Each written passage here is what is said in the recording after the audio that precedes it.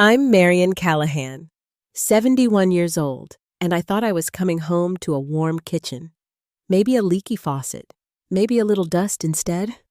I found the front door closing in my face, and my son, Jeremy, standing behind the glass, not saying a word. The suitcase, I rolled up the walkway, still had the tag from my flight back from Arizona, where I'd spent 2 weeks with my sister for the first time in years. I didn't expect a banner or a hug, just the sound of my old floorboards, and maybe the radio humming from the kitchen shelf. But what I got was silence and a locked door, and my son's eyes not meeting mine. Before I go any further, let me know where you're listening from in the comments, and hit that like and subscribe button if you've ever felt the sting of being turned away from a place you once called home. I was raised in a one-story clapboard house where people said thank you and held doors open. Even when their hands were full, my father worked nights, hauling freight at the rail yard. My mother stitched wedding gowns at a shop off Main Street. They didn't have much, but what they gave me was steadiness. I carried that forward into the life Thomas and I built together, a modest home on Hearthstone Lane, a place we painted by hand, laid tile by tile, where we raised Jeremy with every intention of teaching him what we knew: honesty, humility, the kind of love that doesn't disappear just because it gets quiet. After Thomas passed away, I stayed in that house, paid off the mortgage with careful budgeting and a part-time bookkeeping job at the pharmacy down the road. I never remarried, never even thought about it, not because I was closed off, but because the life we'd built still felt full enough. I filled the garden beds each spring, replaced the weather, stripping myself each fall. And every time Jeremy brought the kids over, I'd bake something, just to keep the air smelling like the past. I trusted him. I gave him a key without thinking twice. It made sense they were in transition, trying to get on their feet. He'd always had trouble holding steady jobs. And Tessa? Well, she was ambitious in a way that never quite settled right with me, but she called me Mom and brought over spinach dip and asked questions that made her sound interested enough. So when I noticed the drawer to my roll-top desk was left a little ajar, the morning after Jeremy used the printer, I didn't say anything, just slid it shut and told myself maybe I was getting forgetful. Tessa had made a few remarks lately. Small ones like, maybe you should get a password book, Mom? Or are you sure you didn't misplace that file? But they landed softly like suggestions, not warnings. The trip to Arizona was something Lillian and I had talked about for years, just sisters spending time together. After so long, we made soup, watched old movies, sorted through our mother's recipe cards. And for a little while, I forgot about that drawer and the quiet that had started to stretch too long between Jeremy's phone calls. When I came back, I didn't expect balloons or even a welcome mat.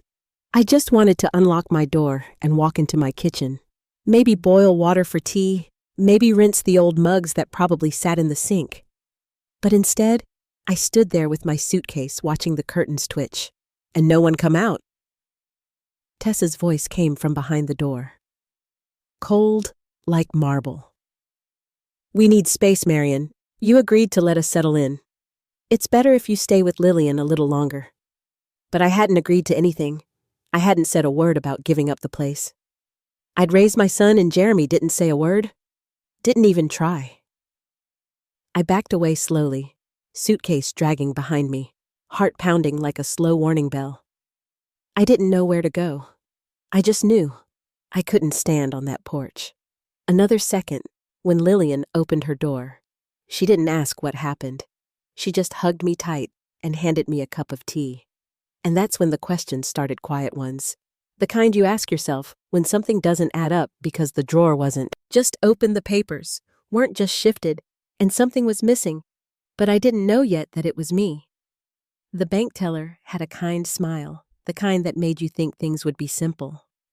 I handed over my ID and asked for a copy of my mortgage balance, just like I'd done every year around this time. She typed a few things into her computer, paused, then typed again slower, her brow tightening ever so slightly. The moment stretched long enough to feel strange. Mrs. Callahan, she said gently, it looks like the property has already been transferred. We can't provide those documents anymore. I didn't understand at first. I asked her to repeat it. She turned her monitor so I could see. My name wasn't there. New owner Jeremy Callahan. Co-signer Tessa Callahan. I stared at the screen for a long moment. My fingers went cold before the rest of me did. I said I'd never signed anything, that the house was mine, that my husband and I bought it 37 years ago. The teller's voice shifted, not unfriendly, just cautious, and she offered to bring someone from their legal department to help walk me through it. I nodded, then sat down in one of those lobby chairs that always felt a little too stiff. My hands rested in my lap, one still holding my little red folder of questions. That folder had the deed copy refinance agreement and every receipt I'd kept since Thomas passed. But none of it mattered now, not to them, not to the screen that said I no longer existed at 812 Hearthstone Lane. They'd done it. Jeremy and Tessa had transferred the deed. Without telling me. Without asking. And suddenly, pieces started clicking into place. The drawer left slightly open. The folder moved. The request to use my office printer. The way he'd asked casually for my ID that afternoon, just need to fax something, Mom. And I'd handed it to him, thinking nothing of it. Later that afternoon, I opened my phone and found a message from a friend I hadn't seen in years. It was a photo. Tessa, in a red dress, standing by the fireplace I used to decorate every Christmas. The caption read, "To new beginnings and family legacies." The antique chest beside her, the one Thomas bought for me before the cancer, sat like a centerpiece. That chest was still in the upstairs bedroom when I left. I hadn't even packed it. There were more photos. People I didn't know clinking glasses in my dining room. My curtains, my hardwood floors, the painted trim I'd spent 3 summers redoing by hand. The mantel was covered in flickering candles and white roses, not a single trace of the home I'd poured myself into. I stared at those images for a long time without moving. Then I shut the app, slid the phone across the table, and sat in silence until the room went dim. The next morning, I went to see Ava. We hadn't spoken much in recent years, but I remembered how steady she always was. Even back in high school, she was the kind of girl who did your taxes before her prom dress fittings. Now she was a lawyer with her name on the door. She didn't ask me to explain. She just slid a folder across the table and pointed. "It's fraud," she said, calm and certain. She tapped at the signature line. "That's not your handwriting. That notary stamp fake. This whole thing falls apart under scrutiny." I stared down at the signature that wasn't mine, slanted and foreign. My stomach turned as I reached for the edge of the folder. "Can we fight it?" Ava nodded once. "We will." That night, I sat on Lillian's couch with a blanket tucked around my knees. I hadn't cried at the bank. Not when I saw the photos. Not even when Ava showed me the forged paperwork. But something about that couch, about Lillian folding laundry beside me like nothing had changed, let it all come out. Quiet tears, the kind that roll down your cheeks and disappear without a sound. I said it aloud, more to myself than to her. I was good to him. I could still see Jeremy as a toddler standing on a chair in the kitchen trying to stir pancake batter. I remembered the night he cried during a thunderstorm and crawled into bed beside me whispering he was scared. That same boy had taken everything, not just the house, but the history written into its walls. And now they were holding parties in my absence. Tessa had moved her parents in the very day I left. I found that out a few days later, passing through my old neighborhood on the long route back from the pharmacy. Evelyn, who lived 2 doors down, spotted me from her garden. "Marion," she gasped. "They said you moved, that you weren't well, that you decided to downsize." I didn't say much, just nodded. She hesitated, then added, "They tossed your wedding photos the morning after." I stood there on the sidewalk a little longer than I meant to. Not because I was surprised, but because it was finally all so clear. This hadn't been temporary. It hadn't been a misunderstanding. Tessa didn't want me out of the house, she wanted me erased. When I got back to Lillian's, I pulled out every receipt I could find. Prescription refills, grocery deliveries, gas station logs, anything dated from before and after the deed transfer. Ava would need proof that I'd been managing my own affairs, living independently, paying bills, making decisions. Because Jeremy and Tessa were going to claim otherwise, and they already had. The next day, Ava called and confirmed it. She'd spoken to someone who overheard Tessa on the phone threatening to take the kids, claiming I was unstable, that if Jeremy didn't get the house in their names, I'd leave them with nothing. It wasn't just theft. It was manipulation. And it was working. I walked the next morning 2 miles through Lillian's neighborhood. I needed air. I needed something that felt like motion. At the library, I started chatting with a retired nurse named Maya. She asked questions, made small talk noticed when I showed up 2 days in a row. "You carry yourself like someone who knows too much," she said once, smiling gently. Maybe I did. I started using my nicer coat again. Changed the part in my hair. Got a new phone, a new email. Not because I needed to, but because I wanted to feel visible. One afternoon, Ava looked up from her paperwork and said, "You look different." "I feel different," I told her.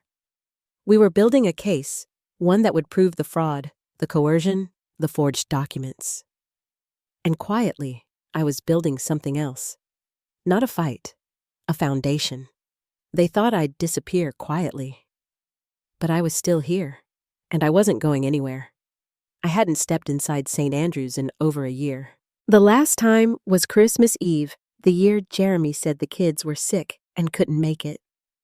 Later that same night, Tessa posted a photo of the 4 of them smiling from the 3rd pew. I didn't say anything then. I just let the picture sit there in my phone gallery, quiet and unfinished. This time, I walked in without a plan. I didn't need a sermon. I just wanted someplace still. The sanctuary smelled like old wood and melted wax, like it always had. I slid into the last pew, folded my coat beside me, and sat without looking up. I didn't bow my head or close my eyes. I just stared straight ahead at the altar flowers already half wilted from last Sunday's service. The footsteps behind me were soft. Then a voice I knew. Marian Pastor Doug's tone had that steady note in it, low and kind. I turned my head, and when he saw my face, his shoulders dropped a little. "We've been wondering," he said. "You all right?" I nodded once. "Getting there." He didn't press, just sat beside me and folded his hands. After a while, I said, "I'm fighting it. Legally, I mean.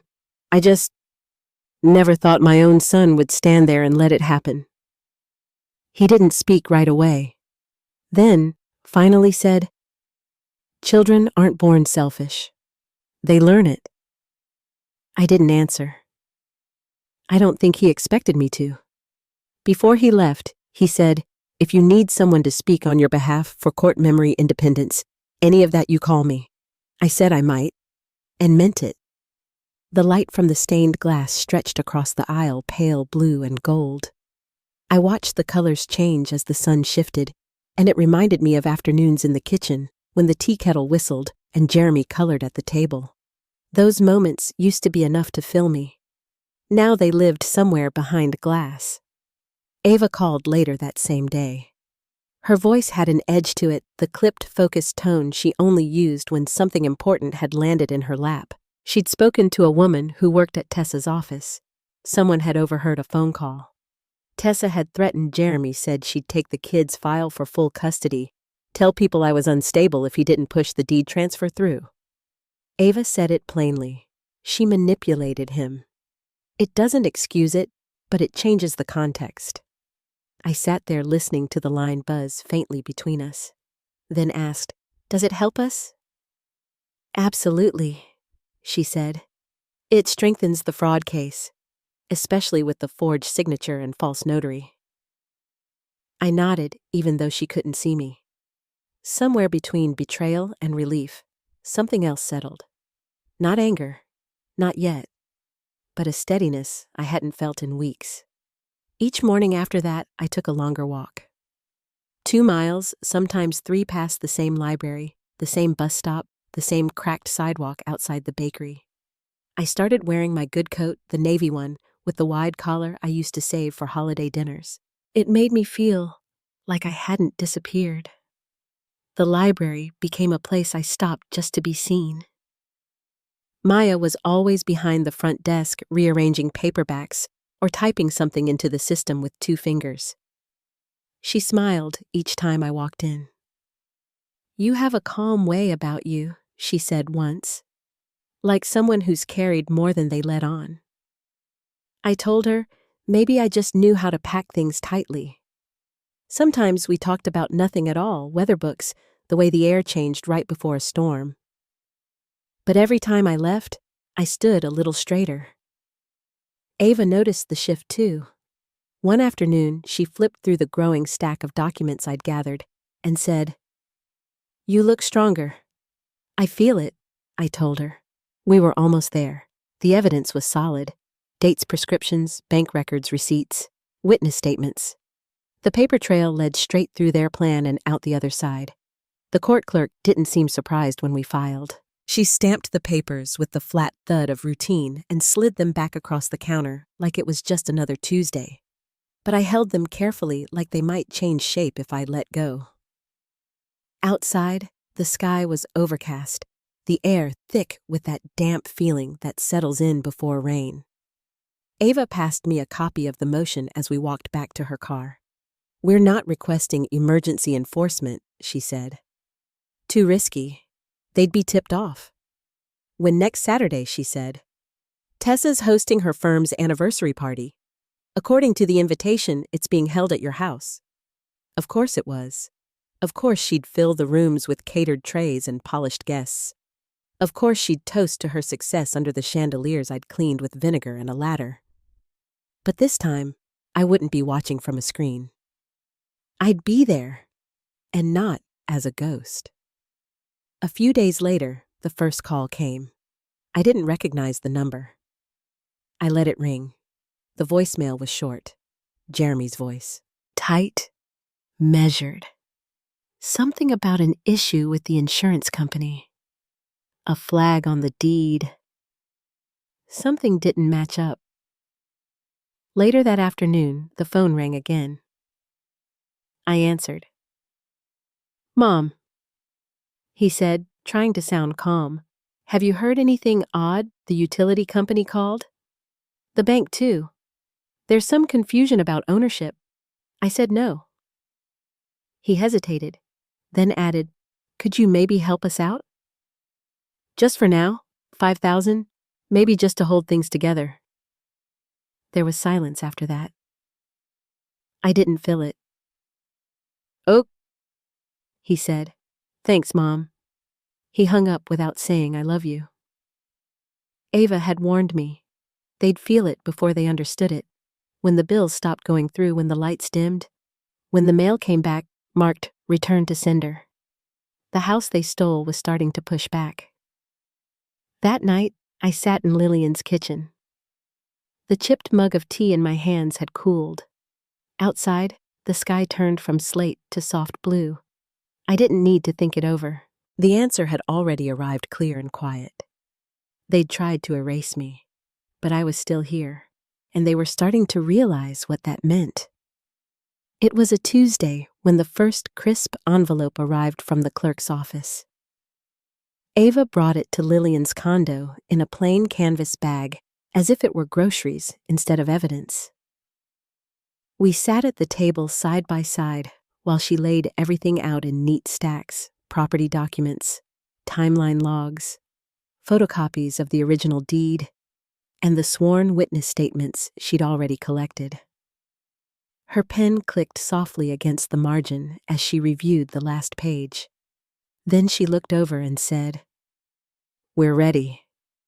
The light through the window caught the rim of my tea mug. I wrapped my hands around it but didn't lift it. Instead, I looked at the page in front of me, my name at the top, the words Petitioner, Marion E. Callahan, printed in clean black ink. A quiet moment passed long enough to let it settle.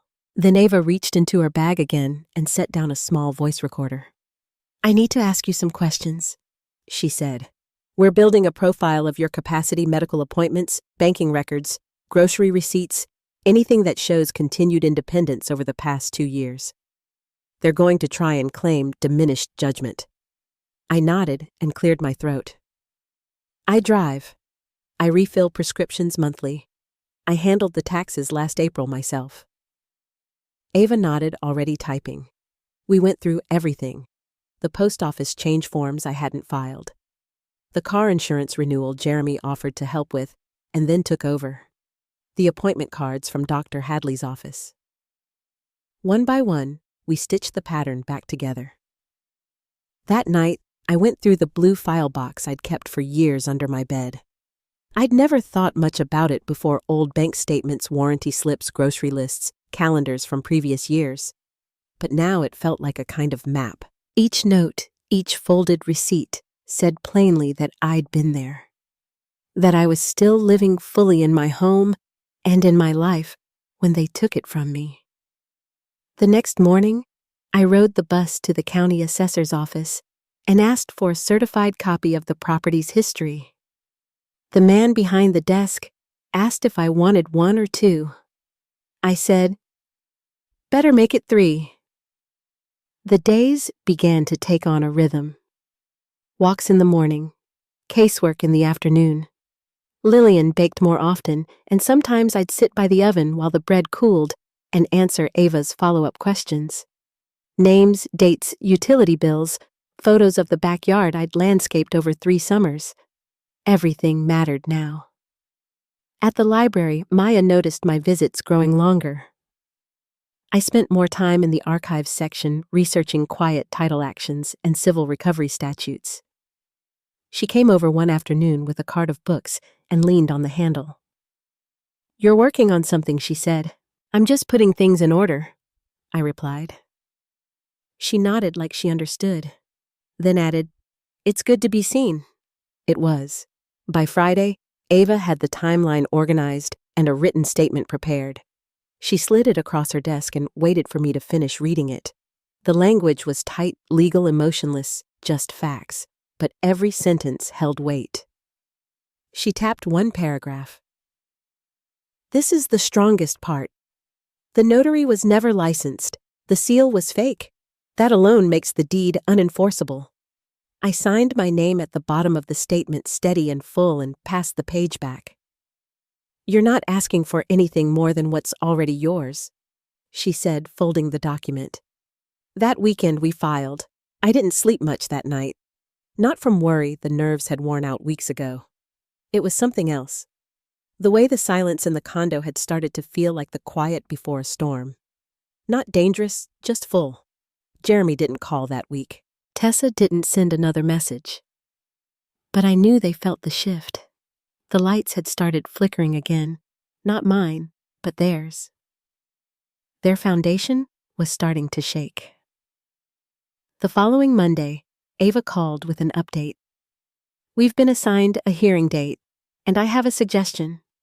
She paused, waiting for me to respond. "Go on. Tessa's hosting an event next Saturday. Her firm's 5-year anniversary party. Guest list catered food, local officials, the whole thing. And it's at your house." I didn't say anything. I think we timed the enforcement with the party. We served the order on site. With witnesses. The idea sat in the air between us. I could picture it, not in detail, just the shape of it. A room full of glasses and music. Their version of the story swirling in the air. And then something different walking through the door. "I'm not looking to humiliate anyone," I said finally. "I know," she replied, "but you deserve to be present when the truth enters the room." Later that day, I sat on a bench outside the courthouse while Ava handled final filings. The folder in my lap was thick now, marked with case numbers and embossed seals. Everything inside it pointed to one simple fact: I had never left that house willingly. I had never signed anything. And I had never given up my name. Lillian picked me up that evening. We didn't talk about what came next. We just drove past the old neighborhood, once quiet and slow. The street looked the same. The maple trees still stretched across the curb like they always had.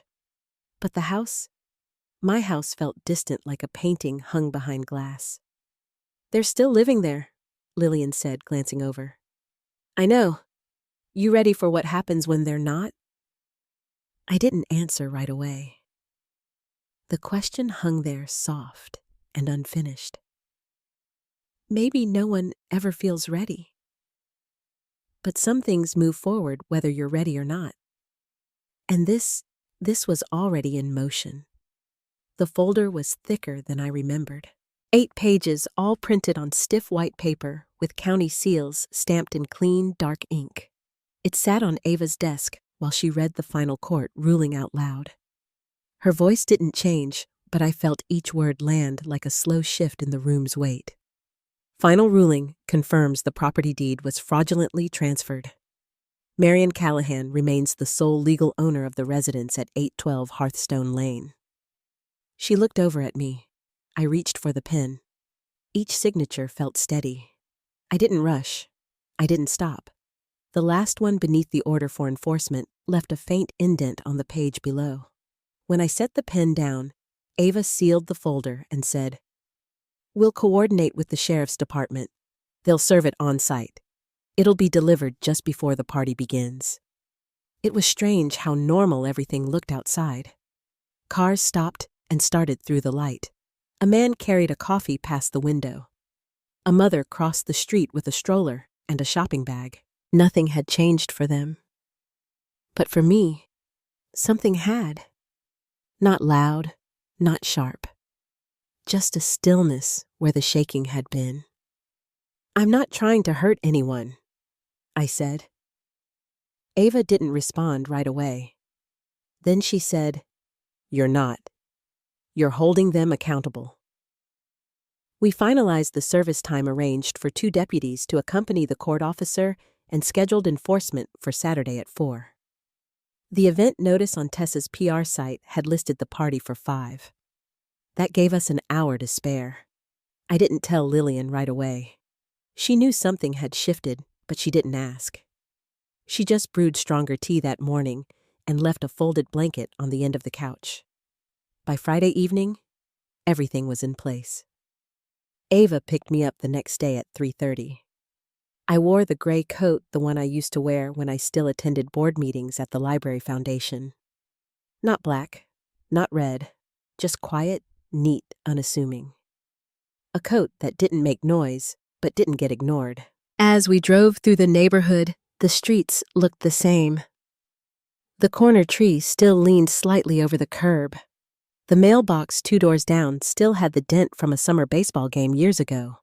But the driveway of 812 Hearthstone Lane was full. Cars lined both sides of the street. I could hear music from half a block away, something upbeat and tinny floating through the air like artificial cheer.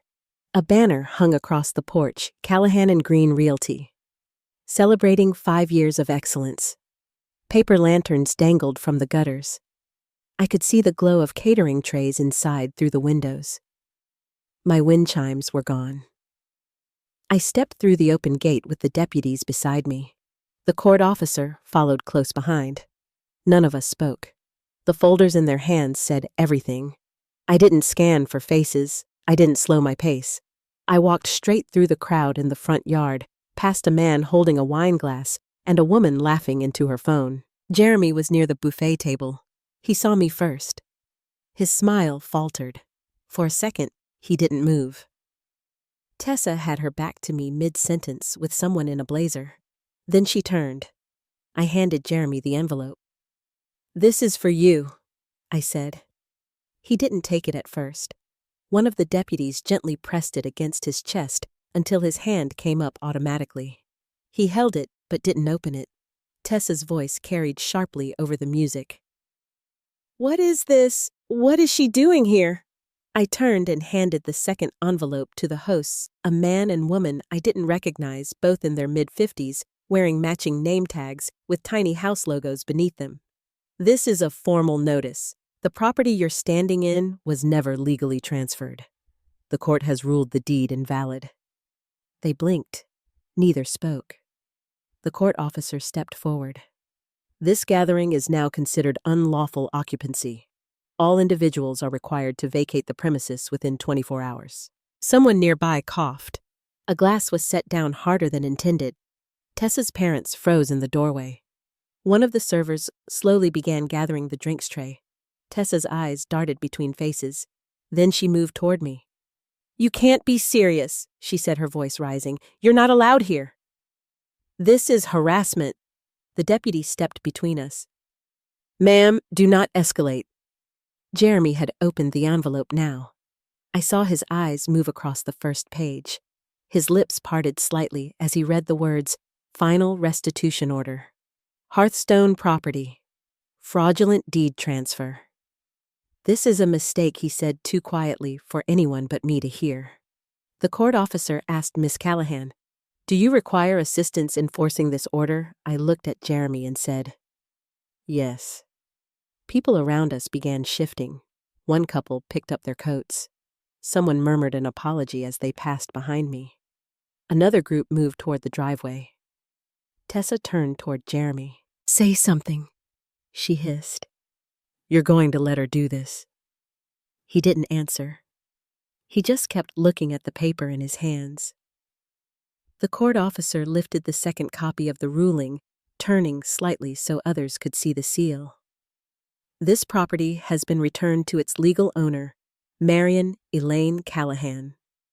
The prior deed was proven to be fraudulently executed. Signatures were forged. Notary documentation was falsified." I didn't look at the guests. I didn't look at Tessa's parents. I didn't have to. Tessa grabbed the folder from Jeremy's hands and flipped through the pages. "This is garbage," she said louder this time. "My lawyer will destroy this in court. She doesn't even have a job." The court officer calmly held up the original stamped ruling. The porch light caught the seal. The paper glinted. Tessa let the pages drop. They fluttered down like brittle leaves. Jeremy finally looked at me. His voice was low. "I didn't think you'd go through with it." I didn't reply. I just met his eyes. The court officer gave final instructions and announced the return visit for confirmation of vacancy. Tessa's shoulders were rigid.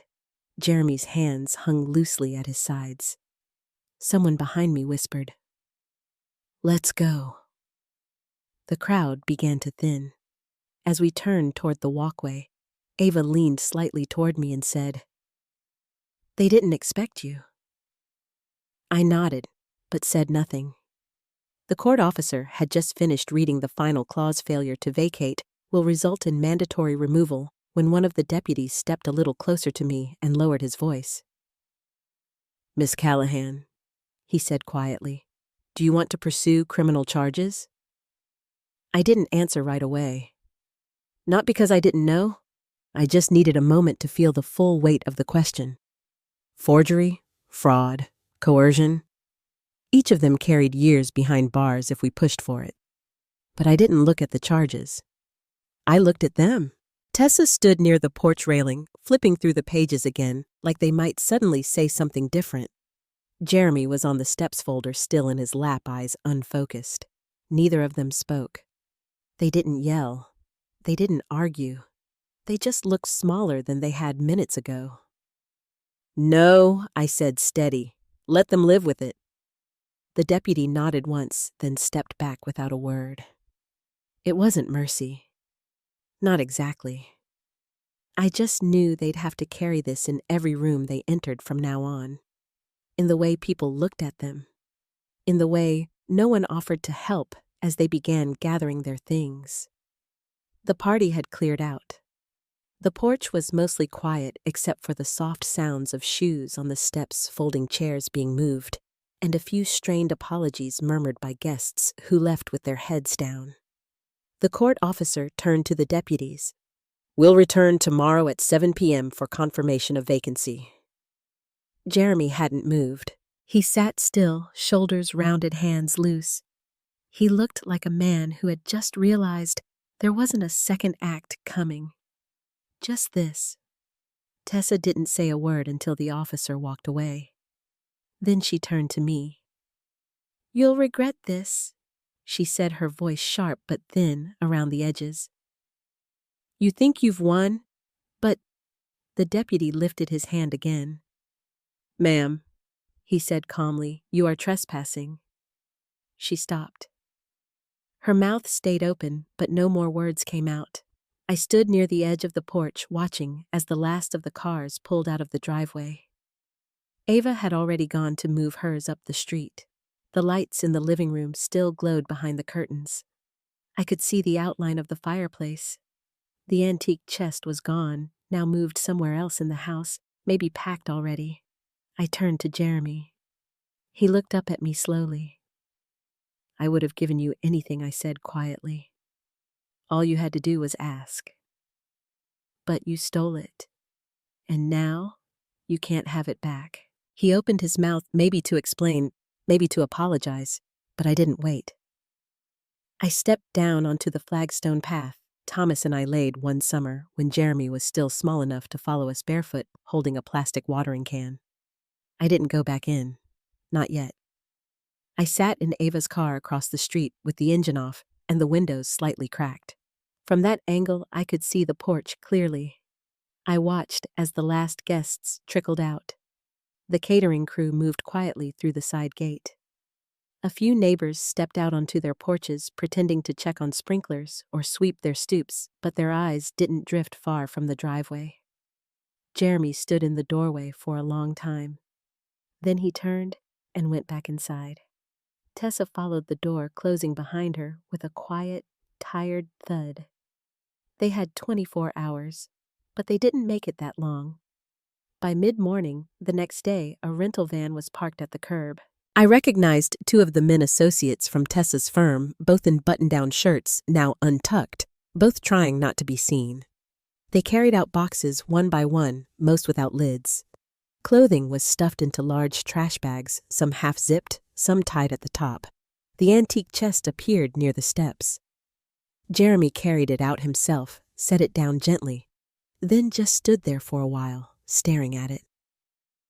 I didn't move. I didn't step out of the car or open the window. I let the moment pass as it needed to.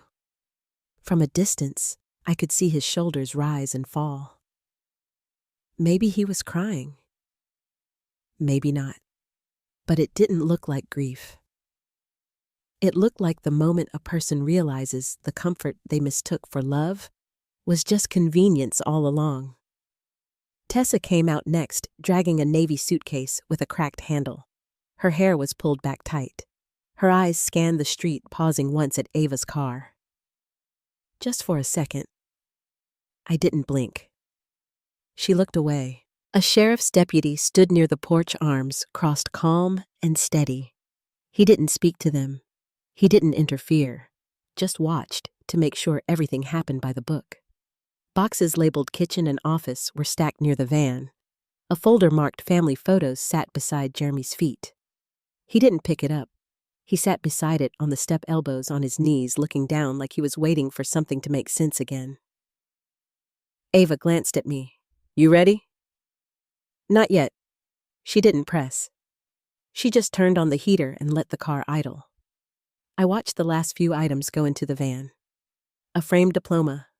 A small end table. Tessa's mother appeared for a moment in the doorway, then disappeared again. Jeremy slumped onto the curb as the movers closed the back of the van. I wondered what he'd chosen to pack. Which photos they kept. Which parts of the house they still believed belonged to them. Which pieces they'd try to carry with them, not knowing they no longer had a place to return. When the deputy gave Ava a nod and said, Property's clear, she nodded back. The house stood still behind them. Lights off now, curtains drawn. The porch empty, except for a single plant in a chipped ceramic pot, the one I'd placed there last summer. I didn't step out. Not yet. I'd go in when it was ready. When they were fully gone. When the quiet wasn't heavy with shame anymore. So I sat with the windows cracked and the heat humming gently. Watching as a man and a woman who once called me family drove away with the last of what they thought they owned. The van pulled away just after 3. Jeremy sat in the passenger seat, his face turned toward the window, not looking back. Tessa had one hand on the wheel and both eyes fixed straight ahead. The house behind them stayed quiet. No curtain twitched. No light flickered. It was the stillest I'd ever seen it. The deputy remained until the van disappeared around the corner. Then he stepped up onto the porch, checked the door, and gave Ava a final nod. Vacancy confirmed. She turned to me in the car. "You want to go in?" I didn't answer right away. I looked at the sidewalk, the edge of the garden bed, the porch light that flickered last winter and never quite stopped. Then I reached for the handle and stepped out. The air had that flat warmth of early evening. Not hot, not cool, just settled.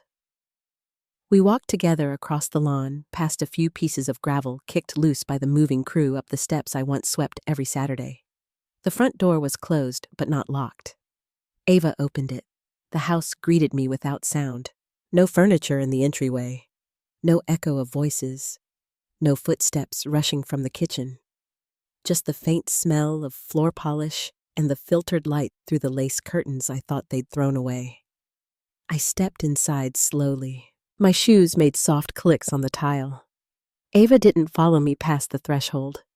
The living room had been stripped of everything except the rug. The picture frames were gone. The mantel was bare.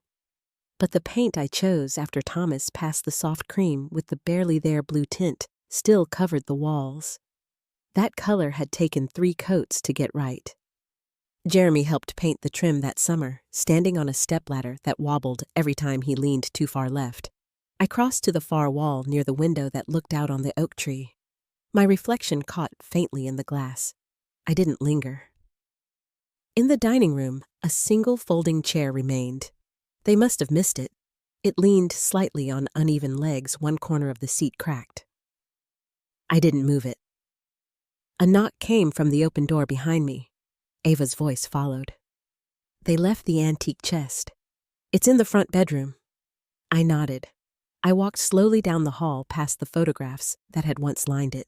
All the frames were gone, but the tiny nails were still in the walls. Most leaned slightly paint-chipped at the edges. I didn't pull them out. The bedroom door was ajar. I pushed it open, and there it was, the chest. The same one Thomas had carried in from the truck in 1985, grumbling about the weight, teasing me about my taste in furniture. The top was scratched now. A corner had splintered. But it was there. They hadn't taken it. I sat down on the edge of the bed. The comforter was gone.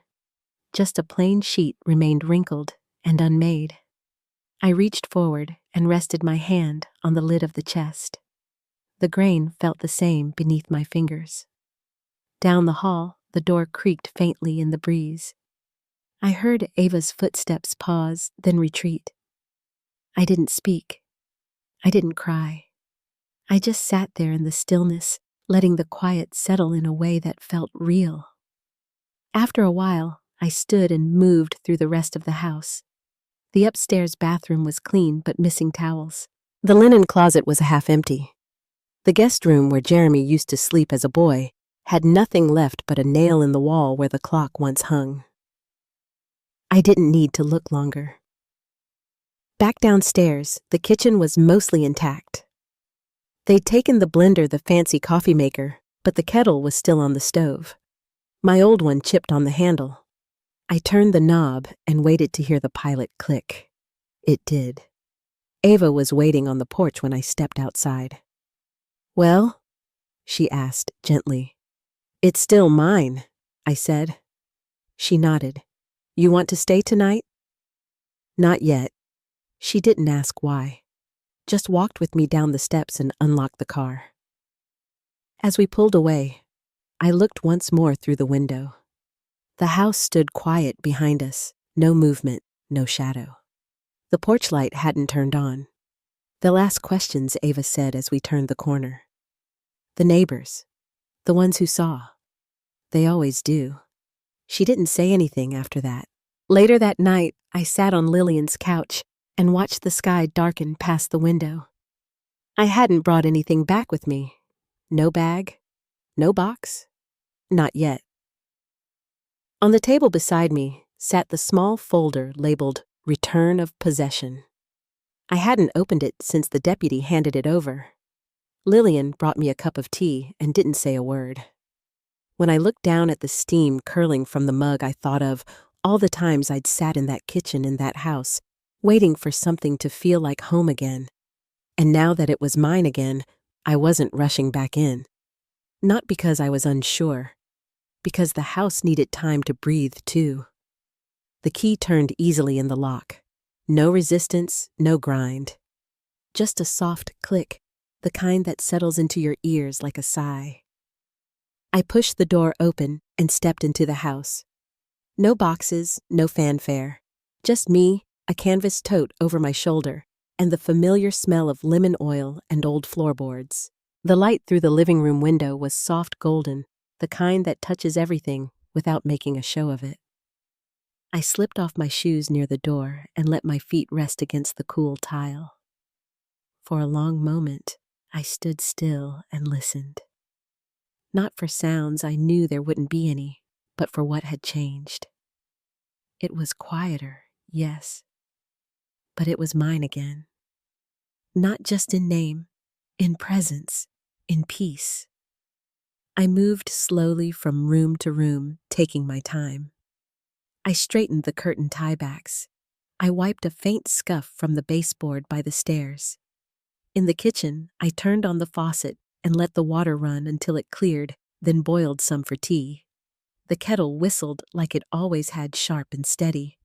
The mug I chose had a chip on the handle. I remembered Jeremy knocking it off the counter once when he was 12, apologizing 100 times, even though I'd already forgiven him after the first. That memory didn't ache anymore. Later, I sat on the porch with the mug in hand. The sun was easing down behind the trees, painting the sidewalk in long shadows.